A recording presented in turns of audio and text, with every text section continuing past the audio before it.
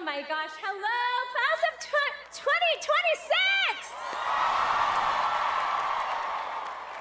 Thank you so much, Amelia, where are you? For your kind words. Thank you, thank you, thank you. And that applause, I really am just giving that back to you. This is your day to be celebrated, but thank you for my warm welcome.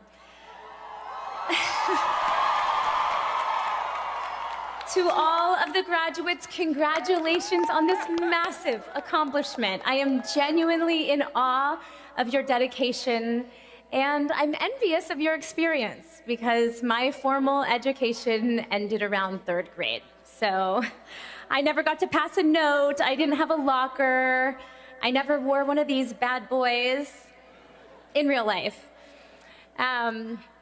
But I have to just say that I respect all that you have achieved so much, and this day is truly just for you. To all of the parents and families, both here and watching from afar, congratulations. I admire your courage in releasing your children into the world, which I can imagine is absolutely no small feat. I'm sure you had to rely on your instincts, your community, and your faith in your kids. It's truly a beautiful thing. Thank you to President Anand, for the faculty and the staff who have welcomed me so genuinely. I just can't imagine how rewarding it must be year after year to send such amazing, hardworking students and people into the world knowing that you prepared them with such care. I am honored to be a part of this moment in time with all of you. I'll be honest, it's a little surreal to be standing here and giving advice since I am genuinely still figuring it out myself every single day. But in a way, it kind of makes sense because at Northeastern University, you believe experience isn't a substitute for education. It is the education. And graduating, no matter what stage of life you're in, isn't about having everything figured out. It's about standing at the edge of something new and choosing what comes next. I know many of you started your careers earlier than most because that's the Northeastern way. And when I say I started working young, I'm talking 7 years old. I was acting by 10 and in a TV show by 13.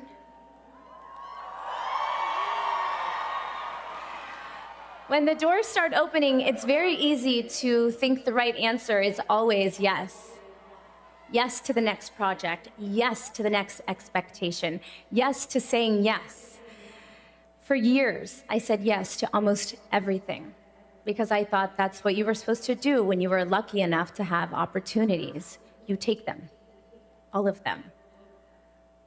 When someone would ask me, what's next? What's next? What are you doing next? I felt like a failure if I didn't have the answer, so I made sure that I always had the answer.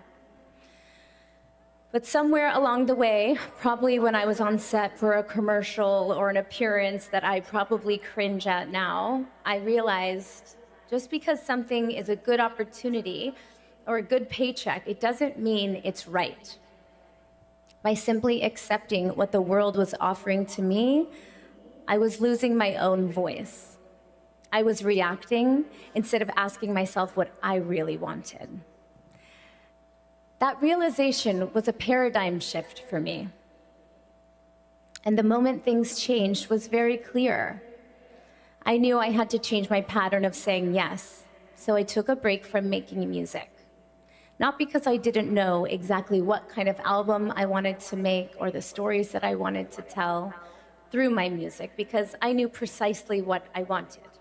But I somehow knew that I couldn't authentically make it yet. So I made a choice, and I took a step back. I pivoted.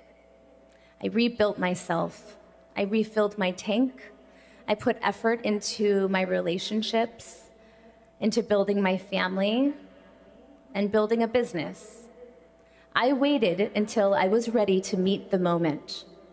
I realized that saying no wasn't rejection, it was redirection.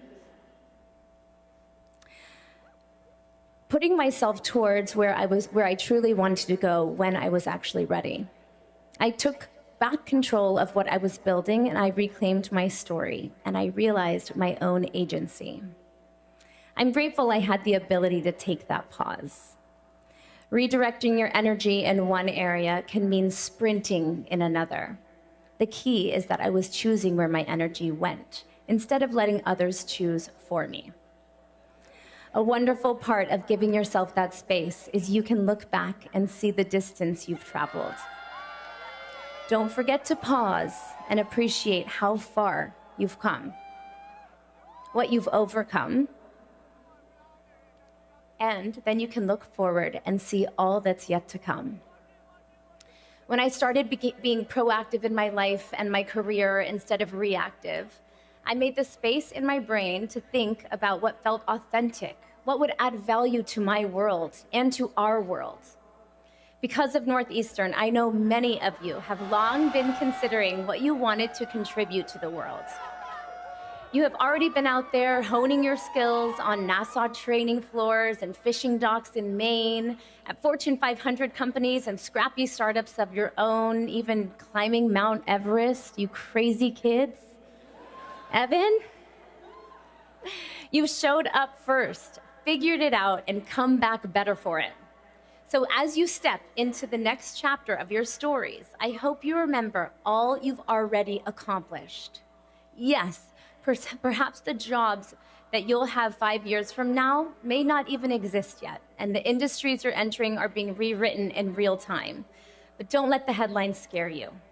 What you do might change, but who you are never has to. Remember, you're not just building a career or a resume, you're building a life. You are the architect of your own happiness, and you get to decide what belongs in your life, because we only get one. As you chart your path, never forget that you're in the driver's seat. You have the power to make your own choices. You have agency. You chose Northeastern because you wanted to build something real, to make an impact. Keep making choices like that. Choose what excites you. Choose what challenges you. Choose what gives you room to grow. And just as importantly, choose to let go of what no longer serves you. This will give you the freedom to evolve and become exactly who you are meant to be. The world only becomes more interesting and accommodating and marvelous when people show up as they truly are. Something I tell my kids, you have to be who you are because everyone else is already taken. My greatest endeavor in life has been parenthood. And as a mother of four, I cannot imagine the pride that would be pouring out of me on a day like today. If you can hug your parents, your parental figures, your pillars, your mentors, text them back every now and then. They protected you and celebrated you and watched you become you. You are their success.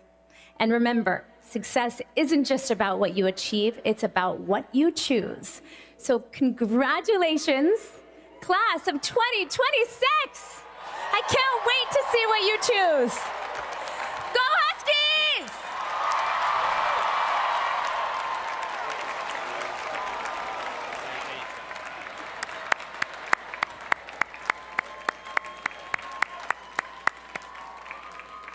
Thank you, Hilary.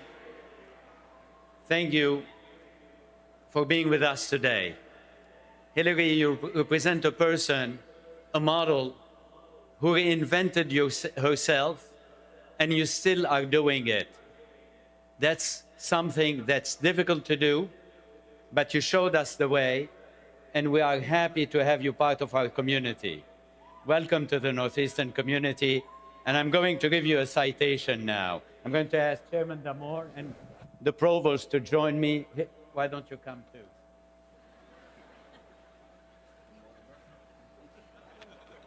Now, we're going to have a picture, but Hilary, whenever I'm going to visit your home, I would like to see it.